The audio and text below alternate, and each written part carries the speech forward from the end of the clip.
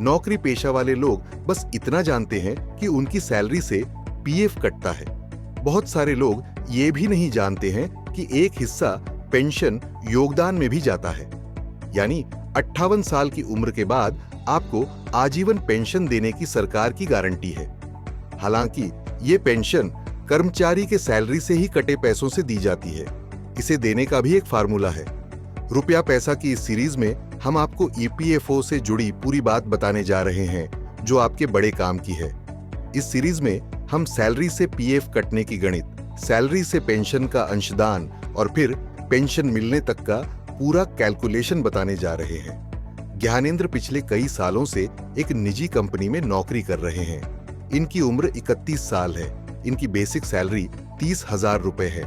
Salary slip में PF contribution 5,950 रुपए mention तो होता है, लेकिन ज्ञानेंद्र समझ नहीं पाते कि ये जाता कहां है और इससे होता क्या है। हम ज्ञानेंद्र की सैलरी के आधार पर ईपीएफओ में पीएफ कंट्रीब्यूशन और पेंशन कंट्रीब्यूशन का पूरा गणित समझते हैं। ज्ञानेंद्र को अपनी बेसिक सैलरी प्लस महंगाई भत्ता का 12% ईपीएफ में कंट्रीब्यूट करना होता है। कंपनी भी उसकी बेसिक सैलरी प्लस महंगाई भत्ता का 12% कंट्रीब्यूट करती है। ज्ञानेंद्र की सैलरी से 3,600 रुपए पीएफ में जाते हैं। कंपनी का कंट्रीब्यूशन ईपीएफ और पेंशन स्कीम ईपीएस में जाता है। ज्ञानेंद्र की सैलरी कितनी भी बढ़ जाए, लेकिन पेंशन के मद में 1,250 से ज्यादा कट नहीं सकता। ज्ञानेंद्र की कंपनी की तरफ से उनके ईपीएफ में 2,350 और पेंशन में 1,200 रुपए जमा होते हैं। ज्ञानेंद्र और कंपनी का कंट्रीब्यूशन मिलाकर हर महीने ईपीएफ अकाउंट में 5,950 रुपए जमा होते हैं। हाल ही में ईपीएफओ ने एक बड़ा फैसला लिया है। ईपीएफओ ने अपने 7 करोड़ सब्सक्राइबर्स को राहत देते हुए साल 2024 से 25 के लिए ब्याज दर 8.25% पर बरकरार रखी है।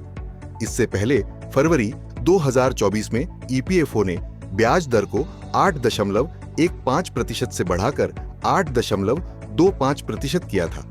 अब ये दर आगे भी जारी रहेगी। ब्याज केवल कर्मचारी और कंपनी के ईपीएफ योगदान पर मिलता है, न कि पेंशन स्कीम ईपीएस के हिस्से पर।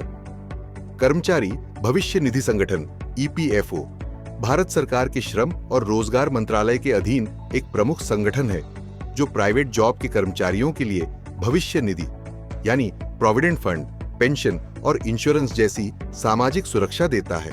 ईपीएफओ की स्थापना 1952 में हुई थी और इसका उद्देश्य कर्मचारियों को सेवानिवृत्ति के बाद वित्तीय सुरक्षा प्रदान करना है। ईपीएफ पर ब्याज दर सरकार तय करती है और बदलती रहती है। ईपीएफ उन्हीं संस्थानों पर लागू होता है जिनमें 20 या अधिक कर्मचारी काम कर रहे हों। अगर किसी छोटे संस्थान में कर्मचारी काम कर रहा है जहां ईपीएफ अनिवार्य नहीं है, तो वहां ईपीएफ में योगदान करने की कोई बाध्यता नहीं होती। अगर किसी कर्मचारी की बेसिक सैलरी 15,000 से अधिक है और वो ईपीएफ में योगदान नहीं करना चाहता, तो कंपनी की मर्जी पर निर्भर करता है कि वह उसे ईपीएफ में शामिल करे या न करे। ईपीएफ स्कीम अनिवार्य रूप से उन कर्मचारियों पर लागू होती है जिनकी बेसिक सैलरी प्लस डीए 15,000 रुपए या उससे कम है। अगर कोई कर्मचारी पहले से ईपीएफ में सदस्य नहीं है और उसकी बेसिक सैलरी 15,000 रुपए से अधिक है, तो वह ईपीएफ में शामिल न होने का विकल्प चुन सकता है।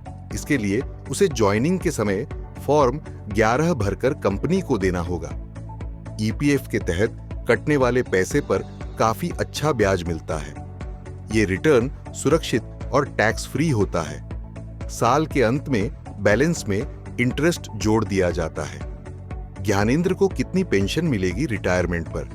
अगर ज्ञानेंद्र ने 27 साल की उम्र से नौकरी करनी शुरू की और 58 साल की उम्र तक उन्होंने 31 साल तक नौकरी की, ऐसे में पेंशन का कैलकुलेशन इस फार्मूले से होगा।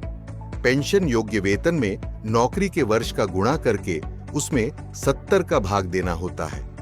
इसमें पेंशन योग्य वेतन रिटायरमेंट से पहले 60 महीनों का औसत मासिक बेसिक सैलरी होता है। इसे अधिकतम 15,000 माना गया है। यानी ज्ञानेंद्र की बेसिक सैलरी भले ही 1.5 लाख हो, पर कैलकुलेशन 15,000 रुपए पर ही होगा। ऐसे में ज्ञानेंद्र को 58 साल की उम्र से 6,642 रुपए मासिक पेंशन मिलेगा। अब सवाल एक और है कि किसी कर्मचारी की 10 साल की सेवा पूरी करने से पहले ही डेथ हो जाती है तो उसको पेंशन मिलेगा? जवाब है हाँ, उसकी नॉमिनी और उसके अधिकतम 2 बच्चों को पेंशन का लाभ सरकार देगी। न्यूज तक के लिए ब्रजेश उपाध्याय की रिपोर्ट।